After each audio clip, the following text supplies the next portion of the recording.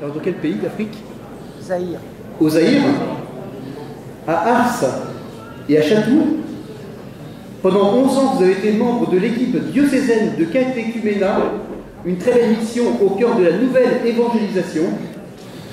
Et vous avez de nouveau une charge diocésaine. Vous êtes aujourd'hui délégué de l'évêque pour la vie chrétienne adulte, c'est-à-dire les mouvements et associations en tout genre. Depuis le 1er septembre 2017, vous êtes vicaire à la paroisse de Saint-Symphorien. À ma droite, l'autre droite. Olaf, que vous connaissez, pour deux de ses œuvres. Une œuvre très connue qui est Le grand secret de l'islam. Tu peux peut-être nous en dire un mot? Ce petit livre, en fait, est une vulgarisation, une mise à jour de travaux assez novateurs sur les origines de l'islam, fait principalement par le père Édouard Marie Gallet, avec qui j'ai travaillé pour cela, et qu'on peut trouver en téléchargement libre sur Internet, sur le site éponyme, legrandsecretdelislam.com. Et si vous voulez avoir la trace papier, il y a des livres en vente ici. Et le dernier né de notre ami Odon Olaf, avec le père Michel Pio, est ce livre qui s'appelle Laïcité, mère porteuse de l'islam, avec un point d'interrogation, que tu peux nous résumer en une phrase? C'est un livre qui analyse en fait les dynamiques historiques de l'islam et de l'Occident pour essayer de comprendre ce que cache le choc des civilisations aujourd'hui. En fait, on se rend compte qu'on a affaire à quelque chose de complexe et que l'islam n'est pas en Occident que depuis 30 ans, mais ça fait au moins 2 siècles que l'islam et les idées occidentales s'entrechoquent, s'entremêlent, et il y a des bonnes leçons de l'histoire à tirer de ce qui s'est passé précédemment. Merci beaucoup. Voilà, donc la parole est à vous. Je crois que vous allez nous présenter donc les fins dernières comme enjeu pour l'évangélisation au regard donc, de l'islam et du christianisme, hein, un enjeu fondamental d'évangélisation. Et donc je vous laisse la parole. Merci. Il faut prendre ce micro, celui-là. Oui, bonjour à tous. Effectivement, c'est ce qu'on m'a demandé de traiter là maintenant, cette question des fins dernières. Et en effet, elle est très importante et elle peut être mise à profit dans la démarche qui est la nôtre de l'annonce de la bonne nouvelle aux musulmans. La clé de la réception, la bonne réception, la compréhension de la bonne nouvelle par une personne musulmane, c'est qu'elle arrive à se poser des questions personnelles, en disant qui est Jésus, qui est vraiment Dieu pour moi, et que ces questions soient répondues, qu'il y réponde avec son cœur et non pas avec, on va dire, la ressucée, la restitution des arguments tout faits de l'islam, dont on a déjà parlé tout à l'heure, qui vont dire par exemple, je sais pas moi, Jésus n'est pas Dieu, Jésus n'est qu'un prophète de l'islam, et ainsi de suite. Or, l'islam est construit, on va dire son épine dorsale est construite sur la question des fins dernières, et particulièrement sur la question du jugement du monde. Et aller explorer cette question dans le cadre d'une démarche d'évangélisation, j'en ai fait l'expérience moi-même, j'ai trouvé ça extrêmement fructueux. Ça c'est parce que l'islam, fondamentalement, dans sa nature même, alors on l'a montré sur le plan historique, mais on peut tout à fait aussi le montrer sur le plan de l'analyse de ses textes, de sa dynamique historique, de ce que croient les musulmans toujours aujourd'hui. L'islam, fondamentalement, c'est une forme de millénarisme ou de messianisme politique. Il y a cette idée dans l'islam qui est contrefaite des idées chrétiennes, qui vient du christianisme, que on pourrait avoir une recette pour venir à bout du mal dans le monde et établir une sorte de royaume de Dieu, de monde parfait sur terre. Alors, dans l'islam, ce projet passe par l'islamisation, c'est-à-dire en appliquant la loi de Dieu sur terre, en appliquant une loi avec des moyens humains, donc, les musulmans, petit à petit, construisent le monde parfait, construisent un monde délivré du mal, ils sauvent le monde. Et en islam, cette islamisation, elle a 2 dimensions. Elle a celle de ce que peuvent faire les musulmans aujourd'hui et maintenant, c'est-à-dire l'islamisation au jour le jour, en appliquant l'islam. Théoriquement, je me préserve du mal et j'applique le bien, et donc derrière, petit à petit, le mal régresse dans le monde. Et à terme, on pourrait penser que si toute la terre entière était musulmane, si toute la terre entière obéissait à la loi de Dieu, à ce moment-là, il n'y aurait plus de mal dans le monde, puisque le mal, c'est justement de ne pas obéir à la loi de Dieu. Là, je vous rappelle ce verset très important, fondamental pour la compréhension de l'islam, le verset 110 de la Sourate 3, qui est repris, par exemple, dans les déclarations régulières de l'organisation de la conférence, enfin de la coopération islamique, les 57 pays musulmans. On a parlé tout à l'heure de la déclaration du Caire et des droits de l'homme en islam. Ce verset fait croire aux musulmans qu'il serait, selon ce que Dieu dirait lui-même dans le Coran, la meilleure des communautés qu'on aurait fait surgir parmi les hommes, parce qu'ils ordonnent le convenable et interdisent le blâmable. On est là avec la clé du programme musulman, en fait, du programme musulman pour sauver le monde. Le travail historique nous montre que ce programme pour sauver le monde était au cœur du proto-islam, c'est-à-dire les Arabes de Mahomet, comme la recherche historique le fait comprendre aujourd'hui, étaient dans une optique d'apocalypse, en fait. Ils pensaient que les temps vraiment derniers étaient arrivés, et que Jésus allait redescendre sur terre pour appliquer ce programme de soumission du monde entier à la loi de Dieu, et donc d'éradication du mal. On avait affaire un peu à des révolutionnaires, si on fait la comparaison avec des choses qu'on connaît mieux, des révolutionnaires qui croyaient au grand soir et qui pensaient que le grand soir était arrivé. La chose étant que le grand soir n'est pas arrivé, Jésus n'est pas redescendu sur terre, et qu'il y a eu un espèce de micmac dans la recomposition de l'islam qui a fait émerger cette religion comme une religion constituée avec sa théologie au fil des siècles. Ce micmac a mis Jésus, a repoussé le rôle de Jésus à l'accomplissement des siècles, et les musulmans aujourd'hui croient dur comme fer que à la fin des temps, Jésus va redescendre et il va y avoir des événements apocalyptiques qui feront que l'islam finira, vaille que vaille, par prévaloir, même si les musulmans n'auront pas réussi à islamiser la terre entière par leurs propres moyens. Et ça, c'est très important de comprendre ça, parce que là, on est complètement dans la contrefaçon des idées chrétiennes, dans la contrefaçon du jugement du monde par Dieu, par le Seigneur à la fin des temps, la contrefaçon du retour dans la gloire de Jésus, et puis du jugement, et puis du millénium.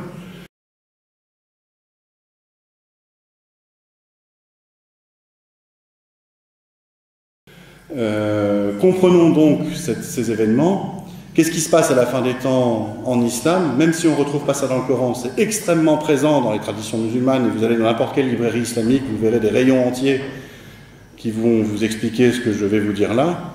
À la fin des temps, tous les musulmans se rallieront sous la bannière d'un chef unique, qui est le Mahdi, le bien guidé. Alors chez les sunnites, ce serait une sorte de calife, chez les chiites, c'est même le dernier des imams qui a été caché et qui reviendra sur terre pour cela. Et les musulmans, sous la conduite du Mahdi, et aidés en cela par Jésus, qui sera redescendu sur terre à ce moment-là, redescendu physiquement sur terre, pourront physiquement partir à la conquête du monde, éradiquer les mécréants, subjuguer les mécréants, les convertir à l'islam, et la terre entière sera alors soumise à la loi de Dieu, et le mal en aura été expulsé.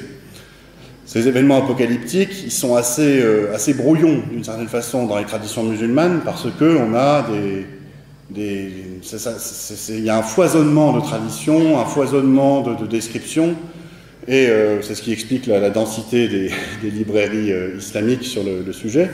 Mais ce qu'on peut comprendre dans les traits communs, c'est l'arrivée d'un personnage qui s'appelle l'Antichrist en islam, le Dajjal, le faux Messie, le Messie trompeur, et qui est défini de façon très bizarre par des caractéristiques physiques. Mais fondamentalement, on comprend que cet Antichrist renvoie en fait à la figure de la foi chrétienne, c'est-à-dire l'Antichrist comme les textes chrétiens en parlent, à savoir une figure qui centralise la domination du mal sur la terre. Et ça, les musulmans y croient très fort.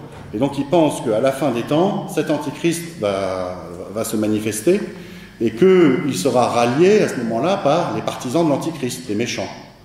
Et à la fin des temps en islam, on a Jésus qui redescend sur terre, et dont un des rôles, selon le hadith, est de tuer l'Antichrist, et puis après, de juger le monde avec justice. Et donc il va y avoir à la fin des temps un jugement qui sera rendu selon ce que les musulmans croient en islam. L'Antichrist ralliera à lui tous les méchants. Les bons, en quelque sorte, les musulmans, seront avec Jésus et le Mahdi. Jésus tuera l'Antichrist, et c'est le grand combat eschatologique. À la fin des temps, il n'y aura plus que les bons. Alors cette conception du jugement est très simple, très simpliste en fait. Elle dérive de l'idée chrétienne du jugement, et si on va un peu pousser les choses jusqu'au bout, on va se rendre compte qu'elle n'est pas logique.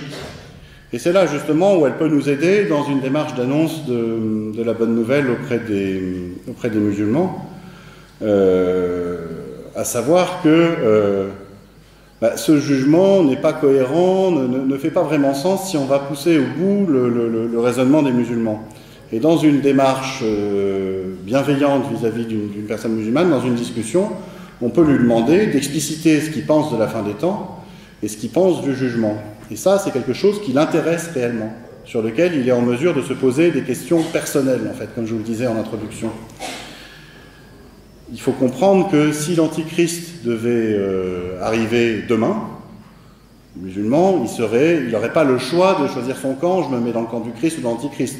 C'est en fonction de ce qu'on est, de ce qu'on fait, de ce qu'on a fait, qu'on est déjà dans un camp ou dans l'autre. Et donc le jugement, c'est pas Jésus qui va choisir toi tu te mets dans mon camp, toi tu te mets dans l'autre. Le jugement en islam, au final, il est par la nature même de la personne antichrist qui est dans leur tradition, il est presque déjà fait en fait. Et il est déjà fait en fonction du mal qu'on fait ou qu'on ne fait pas. Et ça, on peut faire comprendre à une personne musulmane que par l'islam, à cause de l'islam, et on l'a détaillé longuement dans les interventions précédentes, ils sont entraînés, parfois malgré leur volonté, ils sont manipulés en quelque sorte, à faire le mal.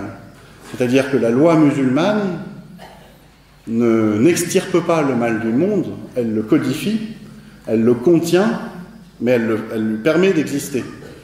Elle permet par exemple à un homme de battre sa femme, elle permet le viol des captives, elle soumet de façon inconsciente et quasi automatique les croyants à l'autorité, et derrière elle les rend extrêmement manipulables dans des schémas géopolitiques, géostratégiques. C'est exactement ce qu'on voit se faire avec le djihad, où on voit des bons musulmans croyant appliquer la foi musulmane à fond, aller en fait défendre des intérêts qui ne sont pas les leurs, au nom de l'islam, en croyant qu'ils vont établir l'islam, mais au final, c'est pas tout à fait l'islam qu'ils auront servi. Et donc en fait, on peut faire prendre conscience comme cela à un interlocuteur musulman que le jugement, c'est aujourd'hui et maintenant. Et que c'est ce qui fait aujourd'hui et maintenant qui fait qu'il sera dans le camp du Christ ou dans le camp de l'Antichrist. Ben, rien qu'avec ça, on a, et j'en ai fait vraiment l'expérience, on a une facilité d'accès en fait aux musulmans, mais 100 fois supérieure à la critique du Coran, la critique de la conduite morale ou pas morale de Mahomet, et même je sais pas moi, les éléments historiques disant la Mecque a existé, n'a pas existé. Là, on a quelque chose qui permet de passer au-dessus de la logique idéologique et qui permet de toucher en quelque sorte un nerf, parce que sans ça, on s'en rend compte, les musulmans les plus croyants, ceux qui donnent le là en fait dans la communauté, sont presque aveugles aux arguments de la raison. Et dans une discussion, c'est très difficile en fait d'arriver à lui dire, à lui faire prendre une position personnelle, alors que là, comme je vous le dis, on touche un nerf.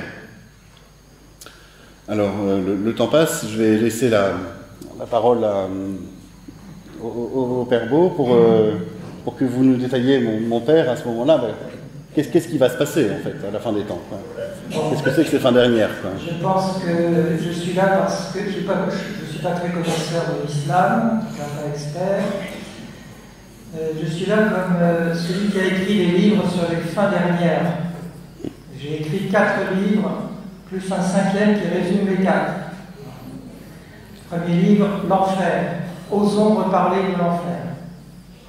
Deuxième livre, le purgatoire. Troisième livre, le paradis. Quatrième livre, la fin des temps, l'esprit des derniers temps. Il est vrai que dans notre culture catholique, il y a un déficit de formation et d'information théologique sur ces sujets-là. C'est extrêmement négligé.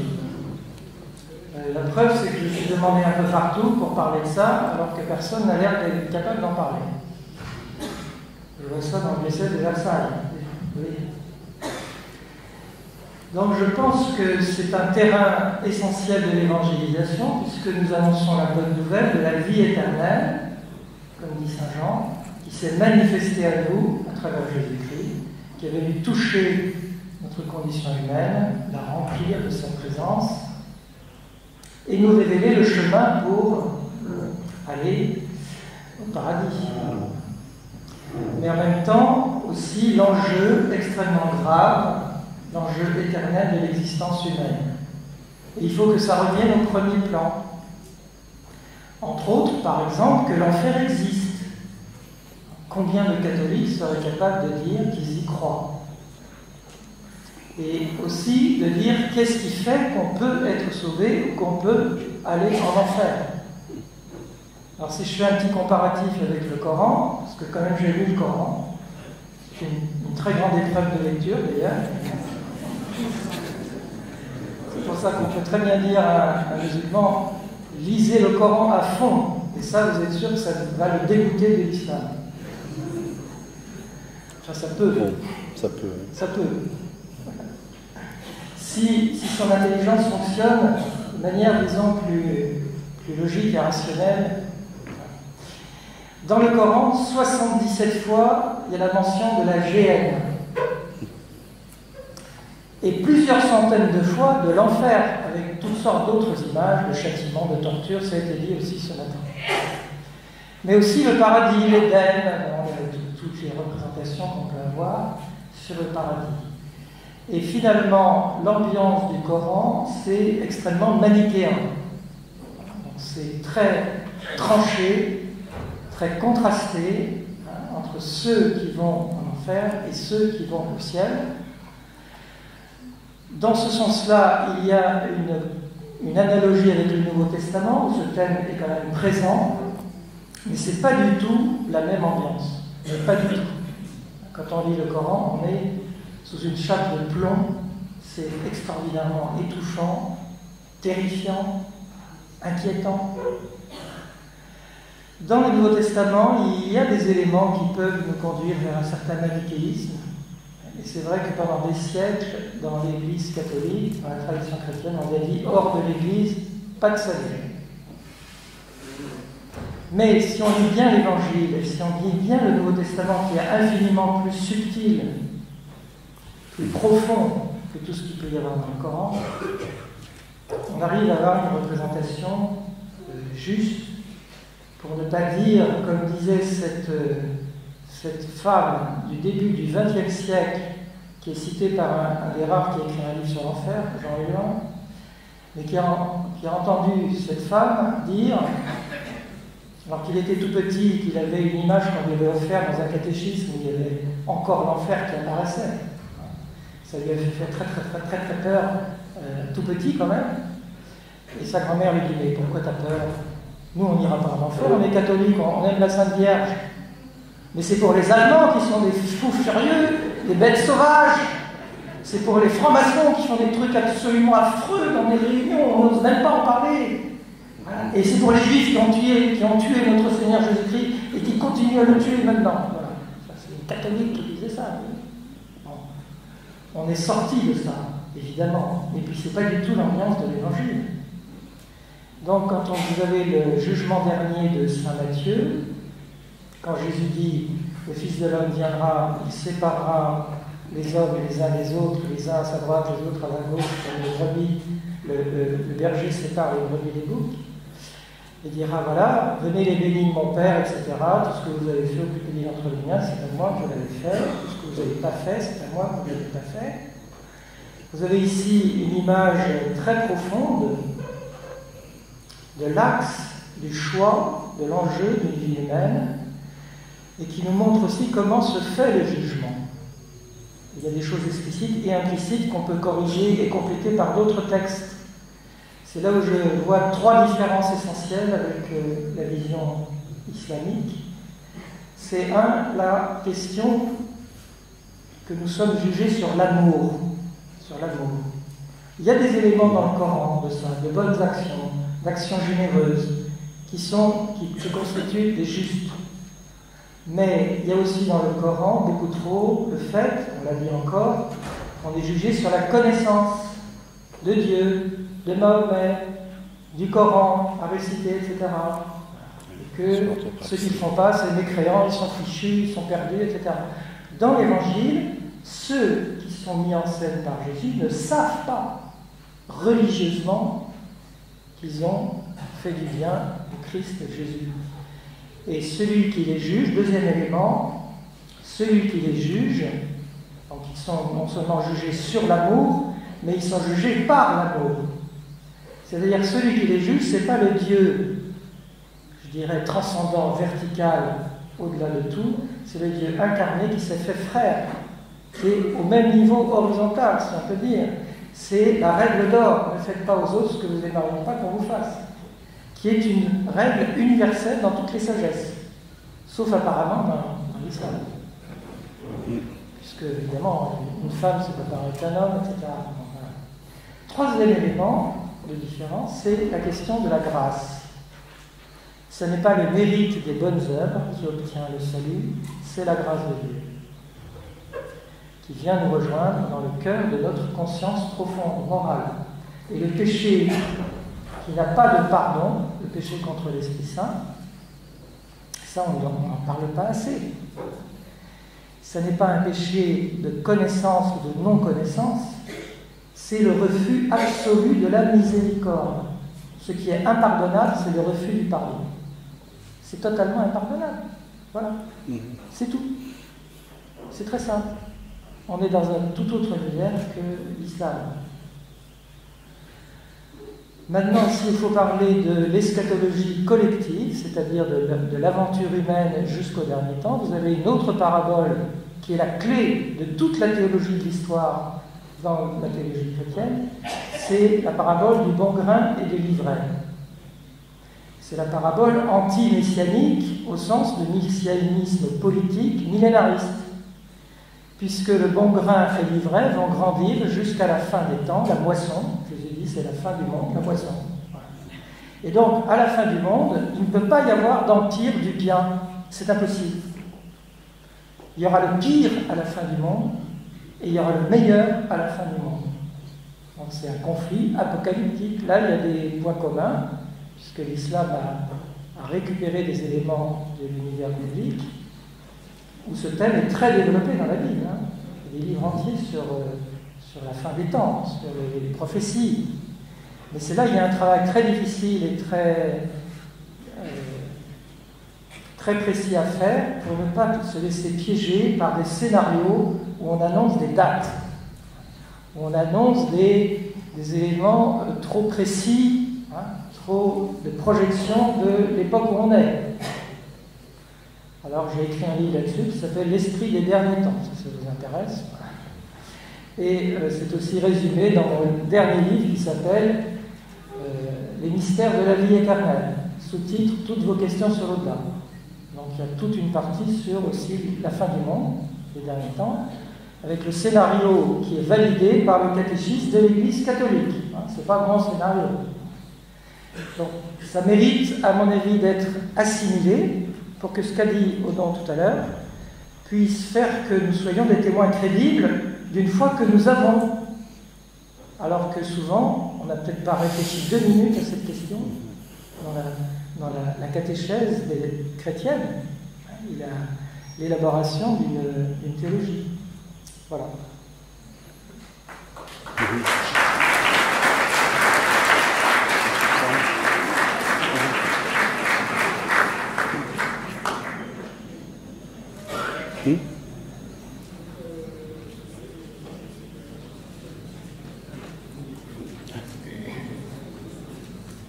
Merci, cher père. Merci, Olaf.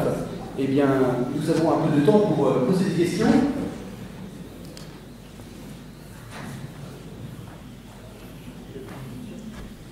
Je cherche un bras qui se lève.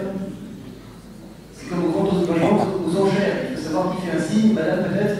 Non? C'est là où on voit à quel point vous avez raison. Comment? C'est là où on voit à quel point vous avez raison. Monsieur. Pas de questions. Personne ne fout.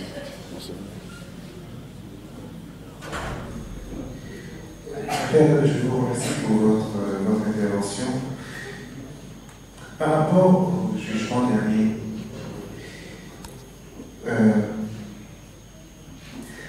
en fait, j'avoue que j'ai un peu de mal parce que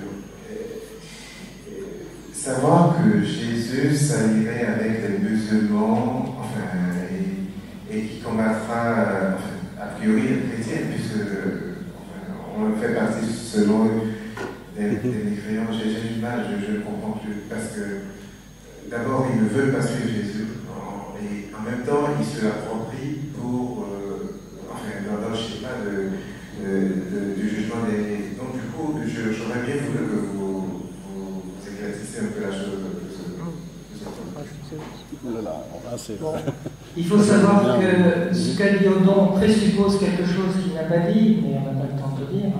C'est que le Jésus dont parle la perspective eschatologique de l'islam, c'est le Jésus des judéo-nazaréens, qui était une secte juive, qui avait un élément de la loi juive, la Torah, et un évangile déformé de Matthieu, qui considérait Jésus dans l'optique des disciples d'Emmaüs, ou de la dernière question posée à Jésus à l'Ascension: quand est-ce que tu vas rétablir la royauté en Israël? Tu n'as pas fini le programme. Vous voyez, c'est le messianisme politique juif. Et donc, à côté de la tradition rabbinique, talmudique, etc., qui s'est constituée au fur et à mesure après la destruction du temple, il y a eu plusieurs sectes juives, gnostiques, messianiques, tout ce que vous voulez, et les judéo-nazaréens avaient comme idée que le Jésus qui était historique, auquel ils croyaient, n'avait pas été crucifié réellement, qu'il était monté au ciel en vol vertical direct, en se laissant peut-être, comme dit le Coran, remplacé par un autre, voilà, et qu'il était préparé en réserve pour arriver et revenir au final, à la fin des temps, moyennant la reconstruction du temple de Jérusalem, qui est un élément magique du déclenchement de la fin. C'était ça qui est dans la tête des judéo-nazaréens qui ont traduit leur texte en arabe pour recruter les tribus arabes pour aller conquérir Jérusalem. Voilà. C'est ça le programme qui a échoué. Et qui fait que les Arabes se sont réappropriés cette histoire, l'ont effacée complètement et occultée, pour reconstruire et fabriquer de toutes pièces une nouvelle religion. Et ils ont gardé une image de Jésus qui n'a rien à voir avec notre Jésus. C'est ça la question. C'est-à-dire que Jésus, finalement, reproduit un des schémas de l'Antéchrist, malgré eux. Vous voyez ? Parce que pour nous, Jésus ne reviendra que dans la parousie, comme un éclair fulgurant éclairant la terre. Il ne viendra pas pour régner sur la terre. Il viendra pour conclure l'histoire, le jour J et l'heure H que Dieu seul connaît. Et après, ce sera un nouveau ciel et une nouvelle terre éternisée pour l'éternité. Vous voyez ? L'islam se prend les pieds dans le tapis, si on peut dire, avec cette récupération falsifiée de Jésus. Et ils se mettent dans la situation de confondre automatiquement l'Antéchrist avec Jésus. Ça, c'est inéluctable. On pourrait ajouter... Oui. Je fais juste une parenthèse en vous disant que demain matin à 10h15, le père Guy Pagès fera une conférence sur le Jésus et Marie, Jésus-Marie, dans le Coran et dans la Bible, pour bien dire que ce ne sont absolument pas les mêmes. Monsieur, question? Merci beaucoup. Depuis beaucoup d'années, chaque fois qu'il y a un attentat, que les terroristes meurent, je m'attends, j'espère entendre une déclaration d'une autorité religieuse musulmane disant comme ça, on ne va pas au paradis. Alors, peut-être qu'il y en a eu, que j'ai dû m'en échapper, Mais je ne suis pas sûr. Je scrute en général les journaux le lendemain, je trouve des explications un peu alambiquées, que ce n'était pas des musulmans, tout comme ça. Mais j'ai jamais fait une déclaration claire disant ça ne mène pas au paradis. Et je crains que ça amène une grande confusion supplémentaire. Peut-être que je me trompe, je ne sais pas. Est-ce que vous avez une... Je crois que vous vous trompez parce que ça a été dit X fois, et pour vous c'est tellement évident qu'à la limite ça mérite même pas d'être dit, c'est trop énorme. C'est trop énorme, il n'y a pas de logique là-dedans. Je dirais que... Ah, musulman, d'accord, je sais pas. Évidemment, pour ce qui est de la foi chrétienne, on ne saurait abonder plus dans le sens que vient de dire le Père Beau, mais pour ce qui est de l'islam, vous avez raison, ça s'est jamais formulé comme ça. L'université de Lazare n'a jamais désavoué les djihadistes en tant qu'ils ne seraient pas musulmans. Le problème, il est celui de la vision du monde en islam. Est-ce que le monde, comme le croient les musulmans, comme le fait croire l'islam, est réellement divisé en deux camps, entre la meilleure des communautés et puis les autres? Et qu'est-ce qui fait qu'on est dans la meilleure des communautés? Le problème de nos djihadistes, le problème que les musulmans peuvent éprouver à condamner les djihadistes, c'est qu'ils font tout by the book, selon le livre, et que on ne peut pas leur dénier leur islamité. Ils sont d'ailleurs à chaque fois systématiquement enterrés dans des carrés musulmans. Enfin, et là, on tombe sur sur les problèmes internes à l'islam. Bon, il n'y a guère plus à en dire là, je pense, non? Je pense quand même qu'il y a une déclaration d'une quarantaine de théologiens musulmans en réponse au pape, d'ailleurs, qui détaille le commentaire des deux grands commandements bibliques: tu aimeras le Seigneur ton Dieu, tu aimeras ton prochain comme toi-même. Ça. Oui. Mais là, on y trouve surtout l'injonction, enfin la réponse à une injonction occidentale et d'inspiration chrétienne. Peut-être que c'est tout ça n'est pas très coranique, quoi. Parce que dans le Coran, la seule manière d'aller au paradis directement et d'en être sûr et certain, sans faire un stage en enfer auparavant, c'est de mourir dans le sentier de Dieu, c'est-à-dire de mourir au djihad. Et ça, c'est quelque chose qui a nourri beaucoup de vocations de djihadistes. Ce que je crois, c'est la question de l'excommunication. Or, il ne peut pas y avoir d'excommunication au sens où on entend dans le christianisme, puisqu'il n'y a pas d'autorité investie d'un tel pouvoir en islam.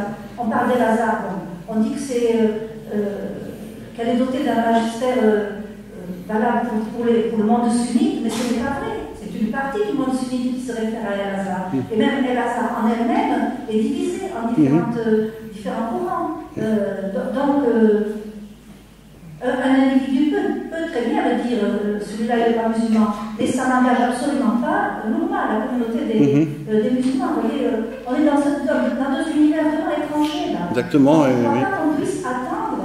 Ce qu'on peut seulement attendre, c'est des positions individuelles de musulmans qui ont une conscience droite, etc. Mais vous voyez ce que je... Tout à fait. Dans l'ensemble, on le voit bien. Les 57 pays de l'OCI comportent tous les courants de l'islam. Et au final, c'est ça qui l'emporte. Les chiites et les sunnites, même s'ils se font la guerre depuis 1400 ans, ils s'entendent bien dans l'OCI. Enfin, ils s'entendent bien. Ils passent au-dessus de leurs différences au nom de l'islam, au nom du projet de l'islam.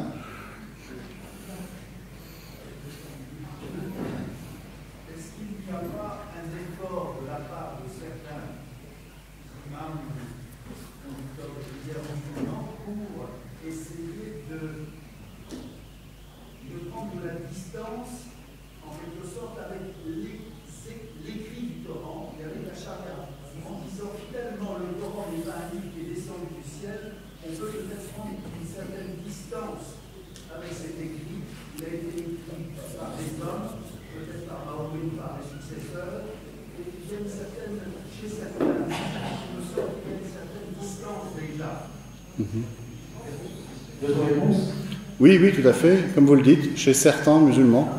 Et ce sont des musulmans qu'on trouve en Occident, qui sont très occidentalisés. Moi, je participe par exemple à des groupes où on discute ce genre de choses-là. Et vous avez des musulmans qui refusent l'eschatologie dont je vous ai parlé, par exemple, et d'autres qui spiritualisent complètement l'islam. Il faut voir que la dynamique de l'islam, elle existe sans eux. Ce n'est pas eux qui signent les déclarations de l'OCI. Les 57 pays musulmans, qui représentent 1,6 milliard de musulmans, ça a un autre poids que tel auteur épris des Lumières, des droits de l'homme et de modernisme, qui veut réformer l'islam.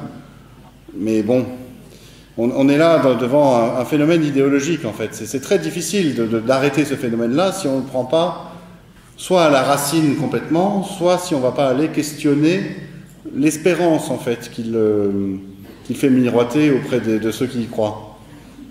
Merci. Monsieur. Le retour du peuple juif dans la terre promise n'est-il pas un signe de la religion?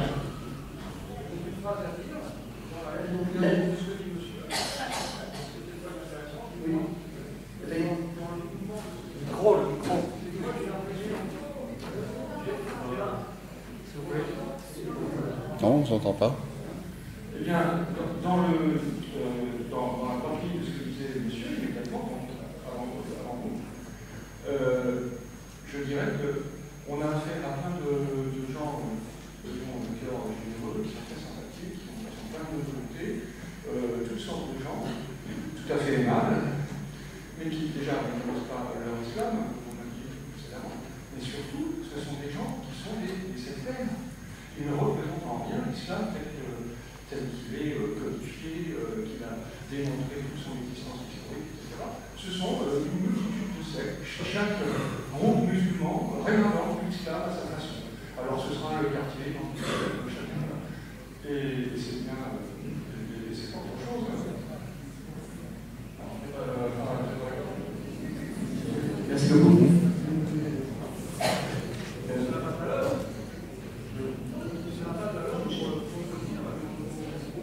Oui, c'est un complément intéressant de faire ce que vous dites, c'est que si j'ai bien compris, si vous avez compris, comme il n'y a pas d'autorité supérieure dans l'islam, il y a des multiples islams, mais comme le disait Yosebi, la tribu, en effet, ils se réfèrent devant tous à un livre unique.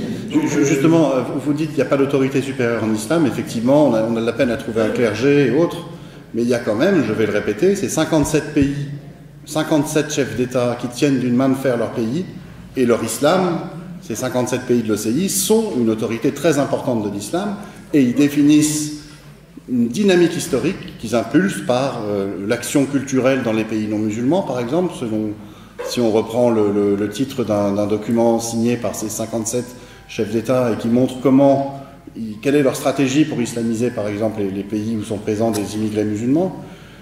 Il y a une politique, en fait, qui est poursuivie, en fait. Et cette politique-là, elle ne dépend pas d'une secte ou d'une autre. Elle représente une dynamique de fond de 1,6 milliard de musulmans. Et d'où vient cette dynamique? Elle vient de la foi musulmane elle-même qu'il faut comprendre. Mon voisin de gauche a une question sur les fins dernières et la concomitance avec le retour du peuple juif en terre d'Israël. Oui, est-ce que le retour du peuple juif dans la terre promise n'est-il pas un signe de la fin des temps? En fait,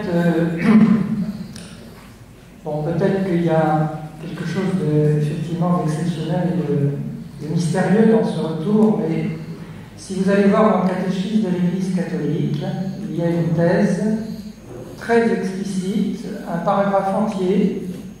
Je pense qu'il est inspiré particulièrement du théologien Jean-Miguel Garrigue, qui a écrit un très beau livre avec plusieurs auteurs qui s'appelle L'Israël de Dieu, qui reprend la thèse d'interprétation d'ailleurs de saint Paul, ne parlant pas du retour sur la terre promise, mais de la conversion collective du peuple juif, en tout cas des juifs spirituels, parce que l'identité juive est complètement éclatée, et surtout maintenant avec le sionisme, et l'État d'Israël, justement, qui ne sait pas définir ce que c'est qu'un juif. Il y a pas mal de rabbins qui étaient complètement opposés au sionisme, parce que ça ne correspond pas du tout à un contenu religieux, mais à un contenu racial, la définition du sionisme. On peut être israélien sans être croyant. Et on peut être juif sans être admis dans l'État d'Israël, etc. Toutes les identités éclatées. La vision chrétienne de cette question, c'est un peu une sorte de chemin de Damas du peuple juif, Saint Paul touché par la grâce sur le chemin de Damas, qui arriverait comme le signe déclencheur, le signe le plus décisif de la période finale, de l'entrée dans la période finale. Que moi j'appelle dans mon livre, alors j'en parle dans mon livre, sur la constitution mondiale du pôle christique, qui est judéo-chrétien. Le pôle christique, qui est l'unification de tous ceux qui sont sur le chemin, sur la voie de la révélation authentique, de la vérité, et ce qui ça nous conduira à la vérité tout entière. Et c'est la constitution du pôle christique, pour moi, après tout ce que j'ai pu réfléchir, c'est le déclencheur de l'unification du pôle antichristique, qui n'a aucune initiative, qui n'a aucune consistance, et qui ne peut se constituer que par opposition. Donc à partir du moment, c'est là où d'ailleurs l'évangile de Matthieu de mardi, la bonne nouvelle sera annoncée à la face de tous les peuples, et alors viendra la fin. Et tout de suite après, vous avez l'Antichrist. Donc ça veut dire que l'annonce prodigieuse de l'évangile avec un effet de puissance jamais atteint jusqu'à présent ne va pas convertir toute l'humanité, mais va réaliser l'unification du pôle christique. Je pense dire moi, en tout cas évidemment, parce que je suis catholique, catholos selon le tout. Donc c'est en fait la catholicité intégrale. Et dans l'histoire, comme Jésus a prié pour ça, qu'il soit un comme le monde, comme nous sommes un pour que le monde croit, je pense que ça arrivera. Que dans cet élément-là, l'élément juif, basculant vers Jésus de Nazareth, collectivement, assez massivement, pas tous évidemment, ça sera quelque chose d'inouï. Voilà, ça j'y crois. Enfin, d'inouï, on peut dire qu'au 1er et au 2e siècle, beaucoup de juifs, et peut-être même une grande majorité du peuple, est devenue chrétienne. Hein. Oui, donc la question du retour, on peut aussi la voir sous cet angle-là, il a déjà été fait. Quoi. Tout à fait. De toute façon, Dieu peut tout. Il y a quelques années, j'ai parlé pendant un certain temps avec un juif qui sortait de la synagogue. Donc, on a parlé pendant un certain temps, on a abordé beaucoup de sujets et on a abordé le pardon. C'est-à-dire qu'on a parlé de la Shoah et on a parlé du pardon. Et il m'a dit, un juif ne pardonne jamais. Ça m'a vivement frappé. Alors on peut dire un peu sur les juifs ce qu'on a dit sur les musulmans, c'est qu'ils n'ont pas de magistère. Hein. Ça veut dire que vous avez un éventail d'idées et d'opinions encore plus large que chez nous. Moi, je participe un peu au dialogue judéo-chrétien. J'ai même fait une conférence à Versailles il n'y a pas longtemps dans l'association de l'amitié judéo-chrétienne. Et il y a des rabbins qui sont très amis avec des évêques, avec des théologiens. Il y a des sessions maintenant à Paris-Bonial entre juifs et chrétiens jeunes, mais jeunes, plein de jeunes, hein, qui s'aiment comme des frères. Et le pardon ne pose pas de problème. Il y a pardon, mais bien sûr. Et il y a échange de dons, c'est-à-dire curiosité et sympathie mutuelle, pour découvrir des choses qu'on ne connaissait pas chez les uns et chez les autres. C'est une avancée actuelle, très actuelle. Depuis, j'ai un peu oublié, mais en fait, je m'intéresse voilà. J'ai pas très bien compris la vision des fins dernières selon l'islam. D'abord, l'antichrist pour eux, pour les musulmans, qui est-ce? C'est voilà, la première question. Et puis vous dites que c'est déjà jugé, le sujet est compliqué parce que on en parle en plus assez peu dans le. C'est une dimension de la foi chrétienne qu'on a un peu oubliée, on va dire le jugement du monde. Chez les musulmans, il y a la vision d'une humanité séparée en deux camps, irréductibles l'un à l'autre, par nature. Parce qu'il y en a qui seraient musulmans, et il y en a qui, parce qu'ils seraient mécréants, seraient les ennemis des musulmans. Et à la fin des temps, Dieu va avaliser ce jugement d'un coup d'un seul. Tous les musulmans seront dans le bon camp, tous les autres seront exterminés. L'antichrist en islam, il est une figure brouillonne. C'est-à-dire qu'on comprend qu'il vient lointainement d'une contrefaçon de la figure chrétienne de l'antichrist, mais on ne sait pas trop qui il est. Et c'est parce qu'on ne sait pas trop qui il est qu'on peut faire comprendre à une personne musulmane, y compris d'après les éléments de définition qui sont les siens, que cette figure-là va être une figure qui va centraliser la domination du mal sur la terre. Et à partir de là, on peut faire basculer la personne musulmane de la perspective islamique d'un jugement qui vient d'en haut à la perspective chrétienne d'un jugement qui vient de la conformation des personnes au Christ. Alors, et plus particulièrement dans ce cas, on va dire de l'anticonformation des personnes au Christ en tant qu'elles rejoindraient l'antichrist. Si je fais le mal aujourd'hui et maintenant, et si l'antichrist arrive demain, je suis dans le camp de l'antichrist. Et ça, une personne musulmane peut le comprendre. Et cette notion du jugement, comme je viens d'expliquer là, elle est chrétienne en fait. Elle est celle que Jésus explique à Nicodème, en quelque sorte. Celui qui fait le mal, il est la lumière, il ne vient pas à moi, il ne vient pas à la lumière. Et à l'inverse, celui qui fait le bien, celui qui agit selon la vérité, selon le Christ, il vient à la lumière. Et donc là, on n'est plus du tout dans la perspective d'un jugement qui vient d'en haut, du jugement musulman, avec un Dieu qui sépare arbitrairement les hommes, sans raison valable autre que je suis les musulmans, mais on est dans le vrai jugement du Seigneur selon comment on pourrait dire, selon la conformation. Oui, c'est-à-dire que Jésus dit, je ne suis pas venu pour juger, mais pour sauver. Voilà. Et tout de suite après, toujours à Nicodème, et pourtant il y a un jugement. Et le jugement vient de ceux qui n'ont pas, ils ont refusé de venir à la lumière. Vous voyez ? Donc le jugement, il est intimement immanent à ce choix libre devant la lumière qui se dévoile, qui se révèle. Écoutez, merci pour cette intervention. On va vous applaudir. Allez.